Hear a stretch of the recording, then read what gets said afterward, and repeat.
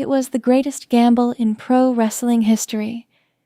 In 2014, Vince McMahon stood on a stage and told the world that the traditional pay-per-view model was dead.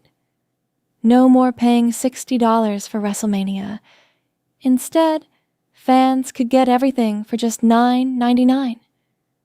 The wrestling industry laughed. Wall Street panicked. WWE stock plummeted by over 40% in a single day, costing Vince McMahon hundreds of millions of dollars overnight.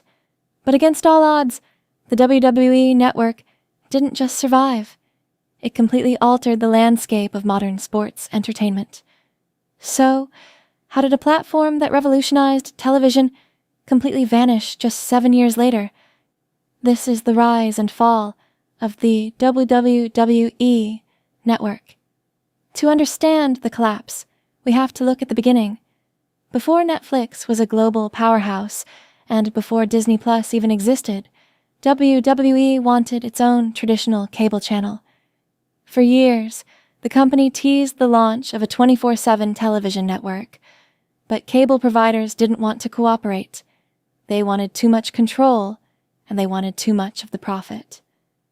Frustrated, Vince McMahon made a radical choice. He bypassed the cable companies entirely and built a standalone, over-the-top streaming service.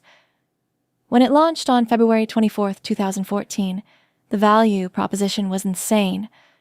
You got every historical pay-per-view from WWE, WCW, and ECW, plus live monthly events. It was a wrestling fan's paradise. But behind the curtain, a financial time bomb was already ticking. The network had a fatal flaw. It relied entirely on hardcore wrestling fans. To break even, WWE needed a constant base of over 1 million subscribers. To thrive, they needed much more. But the numbers stalled. No matter how many incredible documentaries, original series, or legendary matches they added, they hit a ceiling. Casual fans didn't want to manage another monthly subscription just for wrestling. Worse yet, the massive production costs of hosting thousands of hours of high-definition video were eating into the company's profit margins. The network was bleeding money, and the traditional pay-per-view revenue that used to guarantee millions of dollars every single month was completely gone. By 2021, the landscape of streaming had completely changed. Media giants were desperate for live content to feed their own platforms. WWE realized they didn't need to run a streaming service anymore. They could just sell the content library to the highest bidder. Enter NBC Universal. In a staggering $1 billion deal, WWE handed the keys of the domestic network over to Peacock. The standalone app in the United States was officially sunsetted. It was a massive financial victory for WWE, securing guaranteed billions with zero infrastructure risk.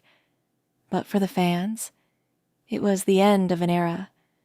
The pristine interface, the match markers, and the unfiltered history of pro wrestling were integrated into a massive corporate app. The standalone dream was officially dead.